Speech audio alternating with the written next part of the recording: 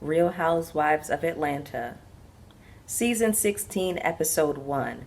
I came into this season prepared to feel one way, and based on this premiere, I feel the exact opposite. Let's chat.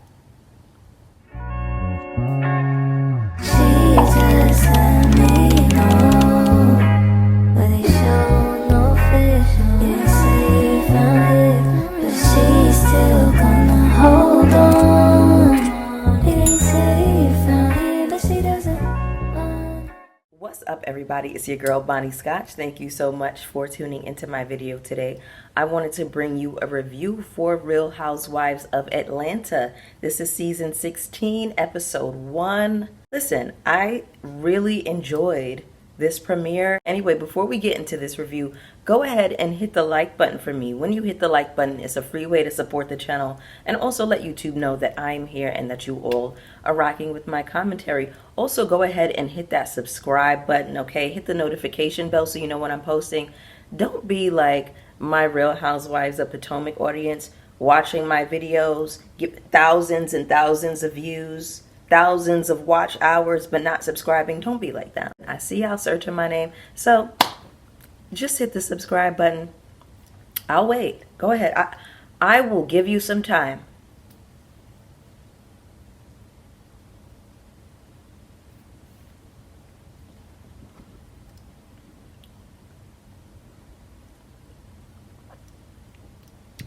You hit subscribe? All right, we good. Let's go forward. So we start this episode with a montage of the girls and all of these different sound bites. She stole that woman's husband. I don't care what the public thinks. Hide your husband, hide your wife. That was Kenny, and she had a cackle at the end. So that was a key for me at the very top of the episode. Then right out the gate, we get that the tone of the show is different. Was it just me? I'm sure it wasn't, because the production value was there. Production value was there. There was a budget. I said, oh. Now it did give me a little bit of love in hip hop Atlanta. It really, really did. But I'm going with things. I'm rolling with it. Feels as though they went back to their roots, which is housewives feeling like lifestyles of the rich and the famous. For a very long time, Real Housewives of Atlanta gave me the haves and the have-nots, much like Potomac. So it's truly giving money here, and I'm pleased. I'm pleased with it because that is a part of the reason that we watch these shows. That's a part of the draw, the money. The access to the things that we don't have access to the money. I get a little access to the money. Shout out to Sweet Tea from Married to Medicine. We pretty much start off with Porsha doing a little stretch before she gets started on her morning run. And it was kind of like this, all of these clippings of articles of her and Simon getting divorced. We jump over to Shamea's house. Shamea is greeted by her eldest daughter, and she and her daughter clearly have a very loving, very affectionate relationship. She's 5 years old. She is gorgeous. She is an absolute doll baby. She looks exactly like her daddy, just like the girl version. Very, very pretty baby girl, okay? I did really enjoy seeing the affection between Shamea and her daughter. Listen, Shamea told that baby that she was going to race her up the steps, and she's like, I'm going to beat you, and she's pressing the elevator door. You heard me. Elevator. Shamea has an elevator in her house. Shamea is Barbie in real life. I said, oh. Definitely gagged me. I was gagged. I said, this mom was way. Anyway, we learned that Shamea has another daughter, a younger daughter who's still a toddler. She had some complications with her second daughter, and she still wants to grow her family. So shout out to Shamea. She has a beautiful family. I love to see her interaction with her and her family. I love Black families congregating together. I love that. You know, both of her children are very loved on. You get that impression right away. And that did my heart a bit of good. Now, here's where I'm prepared to eat my words, because I never cared for Shamea. I never liked Shamea as Porsha's sidekick. I just always felt like Shamea was putting on, there was just something about her that I couldn't really connect with or click with. And then seeing Shamia with her family, seeing her with her daughters, seeing her in the confessionals, I'm feeling completely different about her. And dare I say it, I think that Shamia might shape up to be one of my favorites on the show. Now, this is just, I'm talking based off of first impressions, strictly, okay? Shamia gave me what I didn't know that I wanted or needed. So shout out to Shamia, okay? We're at a 180 with Shamia because I never cared for her. And when I heard that she was coming on as a full-time member, I was like, oh, brother. And now I'm just like, okay, I'm completely sold. I'm here for Shamia, okay? So Shamia has clearly upped the quality of the show, and it seems as though, to me, production had to follow suit behind Shamia, because how you got this girl on here with all of this money and y'all are still giving Eric Fuller teas? No, it can't give Eric Fuller anymore. It has to give money. We need to bring some new people in, some new hires. Hello? That's what it gave. That's what it felt like to me. So she calls herself the female Jamie Foxx. She is a quadruple threat. She's a dancer, a singer, a host, and an actress. This is a potential mother. Yes, ma'am. Yes, ma'am. I'm here for this. Shamia and Gerald have been together for 10 years. And in her confessional, she let us know that, you know, she met him, she went out with him, she met up with him at his house, I think, for like a barbecue or something like that. Her stomach started cutting up on her, and she had to use the bathroom. She had to do a number 2. And she was like, he invited me out on a date a couple days later, and she was like, ladies, take note. Use his bathroom. Do number 2 because that man loves me, honey. And Shamia's funny. She's charming. I'm liking it. I'm really, on her own, I am enjoying her. As Porsha's sidekick, no ma'am. I guess I didn't realize until this episode that Porsha and Shamea had been friends since 1996. So then we get this little montage of how Shamea knows everybody, and it seems as though Shamea is kind of the glue, and it looks as though she is being set up to be the anchor of this show, not Porsha. Porsha's not the anchor. Porsha has never given anchor. By the way, Porsha fans, go ahead and click out now. Go ahead and click out now, because I'm going to be getting y'all's girl together all season. Porsha looks great. She looks fabulous. She always pulls a look, but you're not going to play with me. You're not going to play on my TV screen. So we get this montage again, and Shamea is the center of this group. And once again, Porsha always gave, you know, like a funny sidekick. So I don't know why everybody expected that she would be the anchor. She never gave anchor, and she's... Anyway, I'm not even going to get into all of that right now. Anyway, next up we have Drew. Drew's little girl was roughhousing with her older brother. She tackled him. She took him down to the ground. It's always funny seeing little girls, like baby sisters, with their older brothers, because they can play rough. So I thought that was really funny. But anyway, Drew is in the middle of a divorce to Ralph. Ralph is staying down in the basement. There is this court order that she cannot go down there, and she has to leave on the 1st, 3rd, and 5th weekend. We're not going to sit up here and act like most people have the means to immediately move out as soon as they get a divorce. So all of those things have to be worked out. Now we have Kenya come over with baby Brooklyn and her cute little self. Now Drew is sitting down having a conversation with Kenya. I didn't like that Kenya was giving friend of. I really, really did not like that at all. My girl didn't get any confessionals, but she was the center of the conversation on Twitter. She was trending.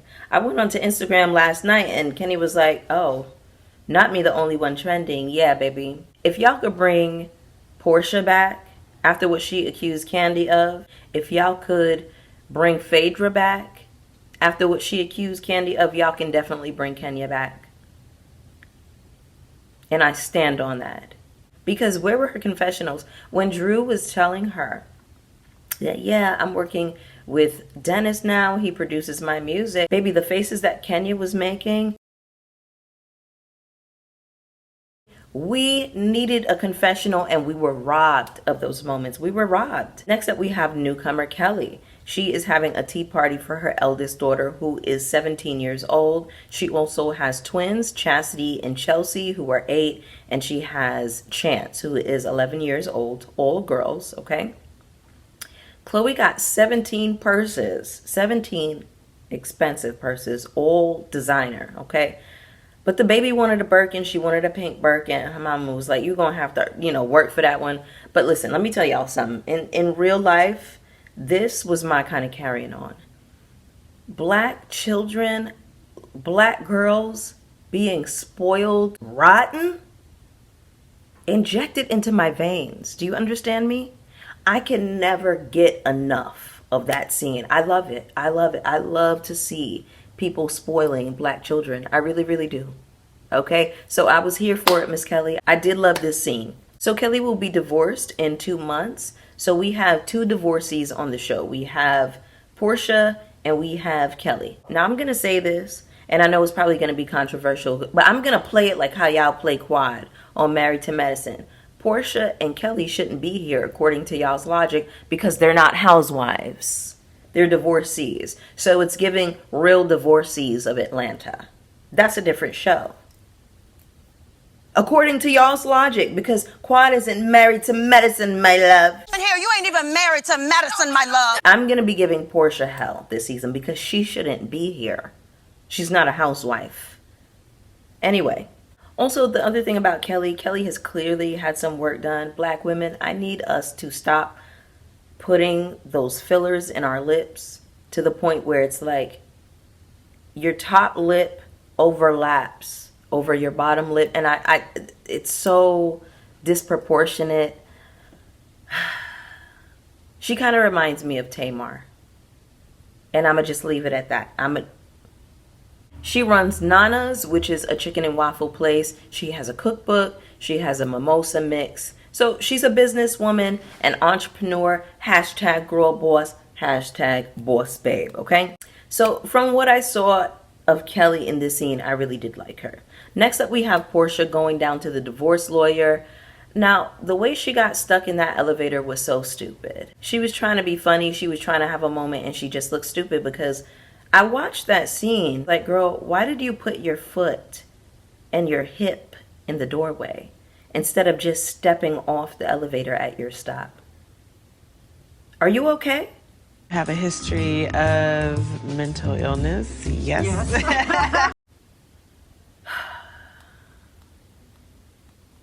That's y'all's favorite, though. Not y'all. But listen, fan favorite, right?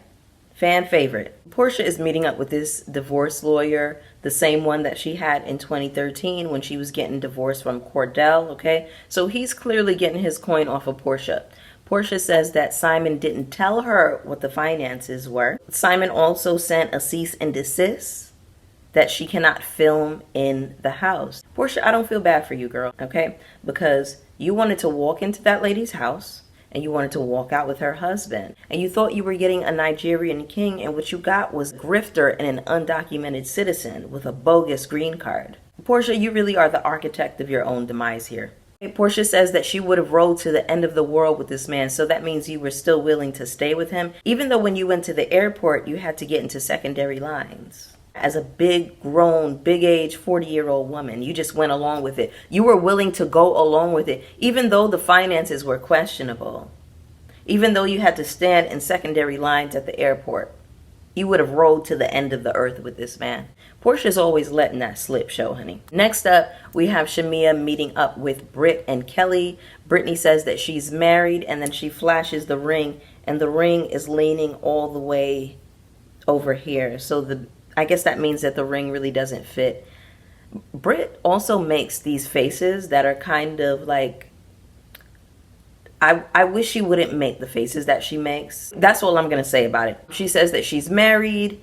And so when they show the flash of her husband, I was like, okay, shout out to her friend. When they're going to show her husband, because he looked to be a member of my community. And when I say my community, I mean LGBT. I put the B in LGBT. Black, bisexual, angry, sad, strong, sensitive, scared, fierce, talented, exhausted. And later on, I was observing him standing over by the bar at Shamea's house. I still got the same vibe. I could be wrong. I could be wrong, but I'm just saying my sensors went off. My antenna went up because I know my people. I know my community, honey, okay? So I said, who's this queen? But anyway, no shade to the girls. Listen, I love my community. And those of you who are familiar with my channel, you know what it is, okay? Y'all know what time it is. So Kelly brings up how Porsha was over there stealing people's husbands. Shamea tried to shut it down. She did her best. Now, Porsha was on Watch What Happens Live a little bit later on in the night with Law Roach.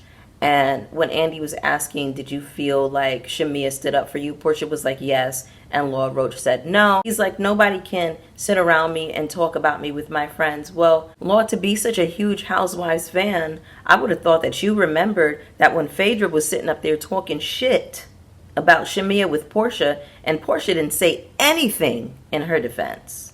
I would have thought that you remember that. But it seems like people have selective memory. When it comes to Porsha, I don't.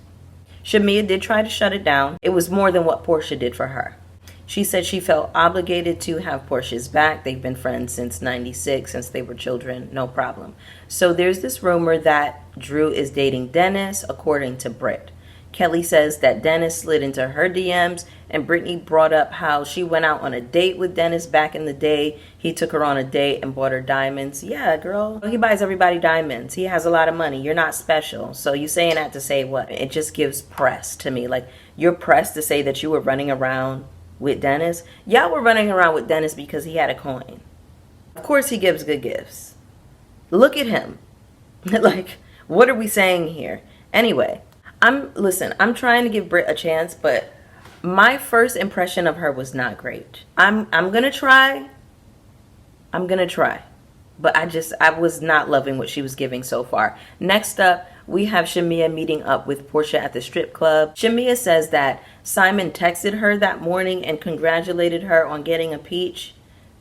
Simon, get the hell out that lady's phone. Inappropriate and out of order. You know you're out of order for texting that lady's friend. Now, I don't know what the relationship was with Shamea and this man prior. I don't know if Gerald knew Simon. I don't know the relationship. But when my friend and her man break up, I don't want her nigga texting me, her ex nigga texting me. Don't text my phone. I'm trying to think of how many of my friends' men even have my number. They don't even have my number, so I just thought that was odd. We learned that Drew is an ambassador for Porsha's hair company, and they show this picture of Drew, and Drew looks stunning with that, you know, the blunt bang and the blonde, and she was like kind of bent over in this orange top. Drew looks so damn sickening in that shot. It's just kind of odd to me that Porsha is acting pressed over Dennis like this, and I know Dennis is just sitting at home eating all of this up. He loves all of the press. He loves all of the attention. He loves that all of these women are talking about him in this way, and it just makes him feel like a player. It makes him feel like a king. You know, he's the talk of the town, honey. I would have paid it. I would have, even if I felt some way deep down inside, like, you're never going to see me sweat. I would have been like, oh, really? Okay, good for them. Like, it just would not have given that I was pressed, because didn't you and your baby daddy break up and he was cheating on you while you were pregnant and all this different kind of carrying on? It still gives desperate, Porsha. Yikes. So we have Porsha getting her makeup done. Cynthia calls her and she's like, hey, I heard about Simon. You know, both you and I fall fast. No, both of you are desperate is what it is, Cynthia, because later on we see Cynthia at the bar at Shamea's party talking to some man talking about, oh, do you come with the drink? Leave that man alone. Like, why is it always this desperate energy around the men? I don't understand this. By the way, Cynthia got a new man. I think he's like some soca artist or whatever. I'm like, Cynthia is going to find a way to have a man at all costs, girl. It's like, give it a rest. Remember when Cynthia had that wedding at the very beginning of Coviana, when it was recommended that everybody stay inside and mask up? Not too long after that, she and Mike got divorced. Mind you, he told her that he had cheated with every woman that he had ever been with. So when Kelly arrives, Shamea tells her, look, whatever questions you have for Porsha, just direct them to her. I did let Porsha know that you had some commentary for her. Kelly was upset about that. I don't really know why. Then we get to meet the other newbie, Angela Oakley, who is married to Charles Oakley, NBA legend. I'm not really sure how I feel about her based on this first episode, but we'll see. I'll give her a chance. So Cynthia's dress at this party was ill-fitting. The wig was synthetic. I hated that wig. Every once in a while, Cynthia will give us a wig that looks an absolute fool. She's too pretty for this kind of carrying on. Drew arrives at the party in this platinum blonde French rolled wig. And when I tell you that wig was so lopsided and droopy, I said, Drew, where you going? What is this that you have on your head, Miss Thing? Angela Oakley said that she and Drew share the same hairstylist, and clearly because Drew's wig was falling off of her head and then Angela Oakley's lace was lifting up. Her wig was sliding off 5 minutes after she got there. So y'all's stylist needs to be fired. Kenya comes up, she kisses and hugs Drew and Cynthia. Clearly, she greets them a little bit more intimately because they are actually friends, right? She says hello to Kelly. Now, at the same time she's speaking to Kelly, Britt says, how are you? Kenya didn't hear her. So from this moment, you can tell Britt is feeling some type of way. She has this look on her face. You can tell she's really feeling crunchy from the giddy up. There's something about Kenya's presence that I think just, it takes up a lot of real estate in the room. And if you are used to being that girl and Kenya comes around, and you just don't feel like that girl anymore, because I could tell that Britt didn't feel like that girl. Brittany says that she is married and this is her second ring, and Kenya's like, oh, so your second husband, which I thought was a natural question because the way she presented the information, it didn't really make sense. This is my second ring. Most people don't get more than one ring in a single marriage. So Brittany took that comment as shade, and she went over and she was, having a drink with her husband. She was feeling so pressed about this question. And girl, Kenya wasn't even checking for you. Brittany is putting 20 on 10 about Kenya asking if this is your second husband. Girl. So Shamea comes down the steps. I do think that Shamea looks nice, but I didn't like the material of the dress that she had on. It was too shiny. I think sometimes that material can look a little inexpensive, but I didn't think that she looked bad. And I really like Shamea with a pixie cut, like the way she had it curled. I think it looked really good. And again, listen, I'm really enjoying Shamea's energy, y'all. So her man brought her a $430,000 Rolls Royce, and guess who comes walking up while she's getting her gift? Late as hell, 8:05 p.m. Everybody else gets there on time. You knew that it was your bestie's birthday. You knew that it was the first day of filming or the premiere or whatever. Apparently, Porsha didn't even bother to go to Shamea's wedding either.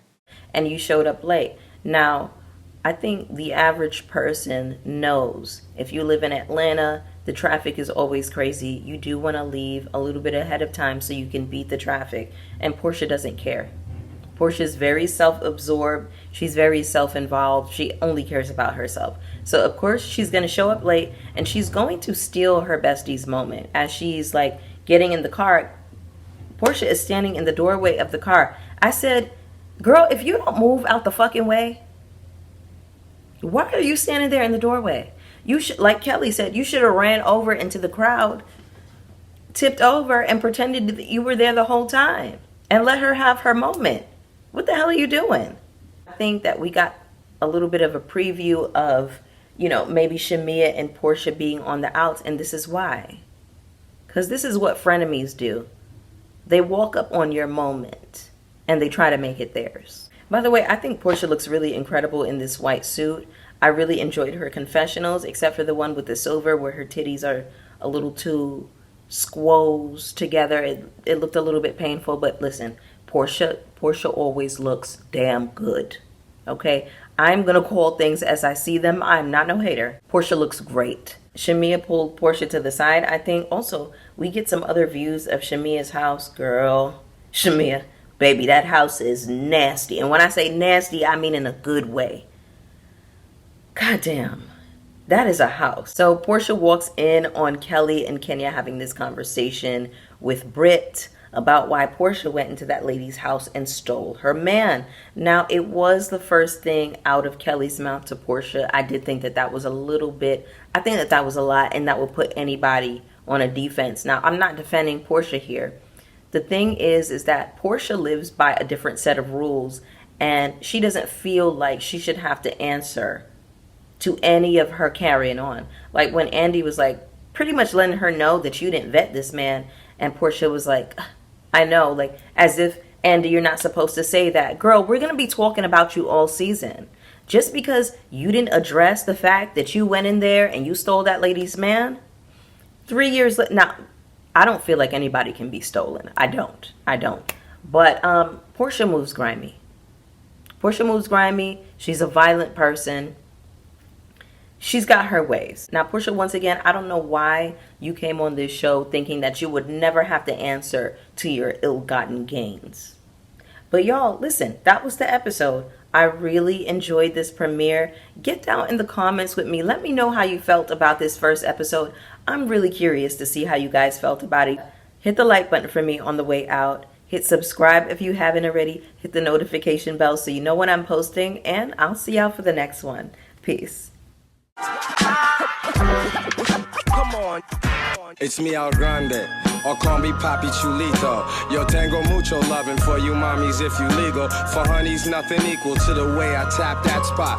Get your cat hot. Guess what? You hit the jackpot. Candlelight dinners for you winners. See, I'm like Don Juan. Beat me, sweetie. I get in ya. Sugar, I'ma put you in a beautiful